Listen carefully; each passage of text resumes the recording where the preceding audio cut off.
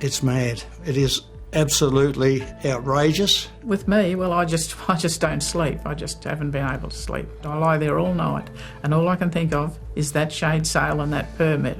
Who'd have thought a shade sale in the front garden would become such a nightmare? It's sad to think that this is happening, and I can't believe that we're being treated this way. Pensioners Val and John Johnson are both in their late 70s.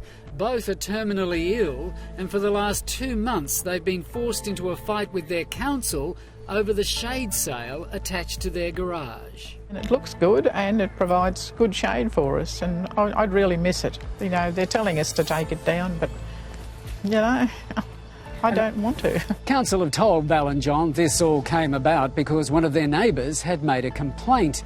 It seems the neighbour was building a carport and was told they'd need a permit. So they asked, did everyone else in the street need a permit for their shade sales? Next thing Val and John knew, they're getting a threatening letter from the council telling them they've committed a development offence. It's ludicrous that council are worried about a shade structure.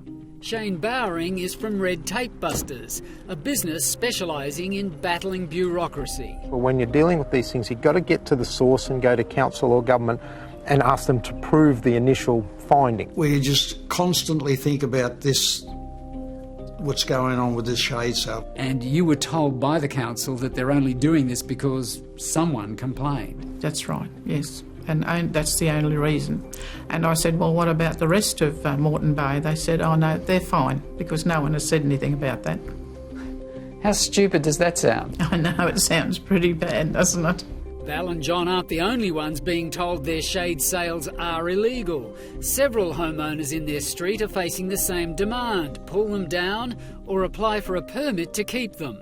Some have already removed them, leaving the support poles. If council are worried about this one and the ones in this street, why aren't they worried about all the other thousands of streets in Moreton Bay Shire, and why aren't they going around to those streets and doing exactly the same thing? We have been getting prices for the permit, and it looks like it's going to be in the vicinity of $6,000 by the time you get a draftsman and a certifier. You have to get the water people out, the fire people. They all have to get involved apparently, and you're looking at in excess of $6,000 just for this permit.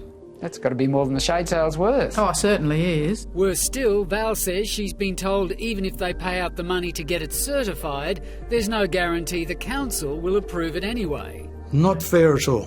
No, it's ludicrous. Really is. We brought Shane from Red Tape Busters to help the Johnsons battle City Hall. Council being very difficult. Very much so, yes, and no help and no compassion, and that's for sure. After a quick look at the paperwork, Shane says Val is right to fight it.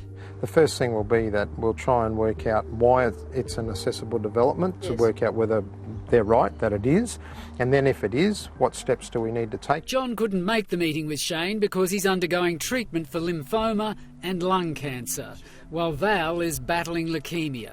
And the Johnsons say they need all their pension to pay for medical bills. I did speak to an ombudsman, and he suggested that I write a letter to the council of hardship.